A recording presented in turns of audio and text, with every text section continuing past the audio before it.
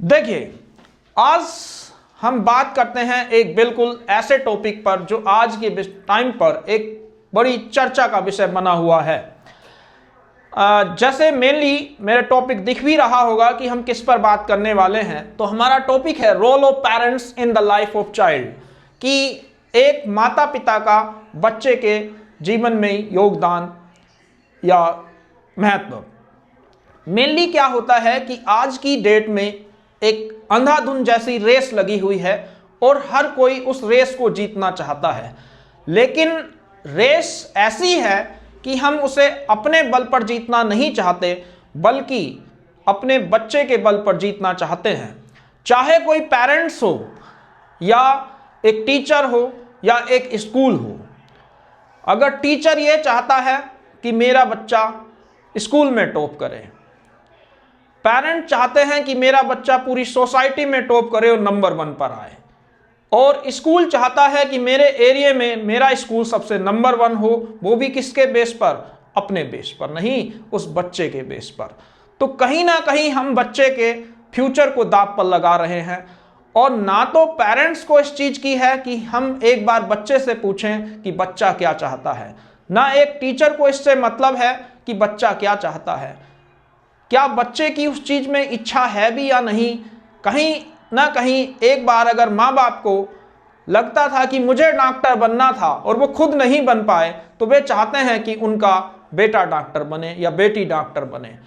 चाहे उस बच्चे की कैपेबिलिटी ना हो डॉक्टर बनने की, या बच्चा चाह रहा हो कि मुझे मास्टर बनना है, लेकिन हमें तो उसे डॉक्टर बनाना है। और अभी हमारे सामने ऐसे कोटा के बहुत सारे केस हैं जो कहीं ना कहीं इस चीज को दर्शाते हैं कि कहीं ना कहीं बच्चे पर या तो माँ बाप का प्रेशर है या टीचर का प्रेशर है। आखिर बच्चा प्रेशर लेता ही क्यों है?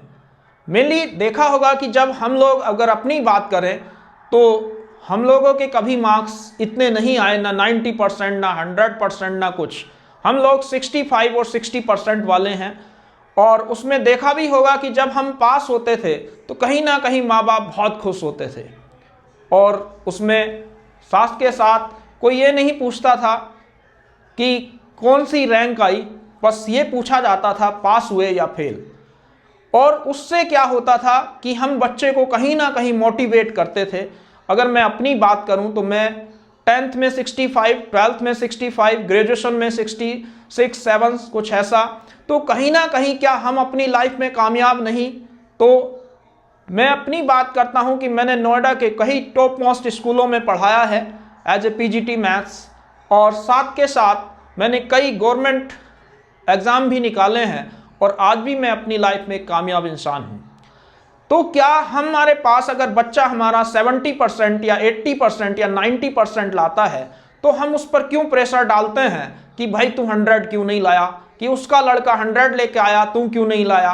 तो कहीं ना कहीं हम बच्चे को सपोर्ट नहीं कर रहे, हम उसे क्या कर रहे हैं, कहीं ना कहीं उस पर बिना वजह का प्रेशर डाल रहे हैं। तो यानी कि हमारे टीचर को भी और पेरेंट्स को भी ये समझना होगा कि क्या बच्चे का फ्यूचर हम बर्बाद तो नहीं कर रहे। अभी मेरे पास कुछ टाइम पहले एक केस आया था।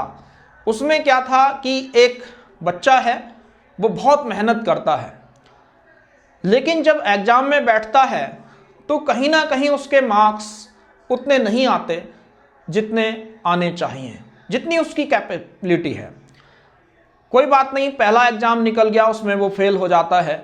फिर जब दूसरा एग्ज़ाम आता है तो फिर वो फुल तैयारी करता है और रात को 12-12, 1-1 बजे तक पढ़ता है, और कहीं ना कहीं मैथ्स एक उस पर फोबिया सा बैठ जाता है, और वो फिर उसमें जब देखा जाता है तो पहले से तो बेहतर हुआ, लेकिन फिर भी जो रिजल्ट आना चाहिए था वो नहीं आया।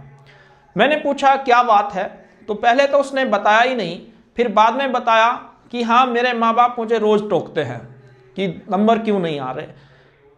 खैर हमने उसके जब माता पिता से बात करी और उन्हें थोड़ा समझाया, तो उन्होंने उसे सपोर्ट करना शुरू किया, और बाद में वही लड़का 90+ मार्क्स के साथ 10th में पास होता है।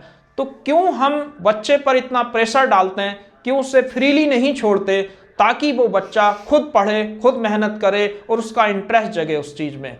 और जो उसमें उसका इंटरेस्ट हो। कोई ज़रूरी नहीं है कि हर एक बच्चा अगर मैथ में सही नहीं है तो क्या वो दूसरे सब्जेक्ट में नहीं हो सकता। हर एक की अपनी अपनी कैपेसिटी है। तो हमें कहीं ना कहीं पेरेंट्स को और साथ के साथ टीचर्स को ये समझना होगा कि बच्चे की क्या कैपेबिलिटी है और बच्चा क्या कर सकता है। तो इसलिए एक बार समझिए, और इस टॉपिक को मैंने डाला भी है कि हम बच्चे पर प्रेशर ना डालें, कहीं ना कहीं उसे सपोर्ट करें। देखिए आपका बच्चा फ्यूचर में कुछ ना कुछ जरूर करेगा। आज के लिए बस इतना ही। धन्यवाद।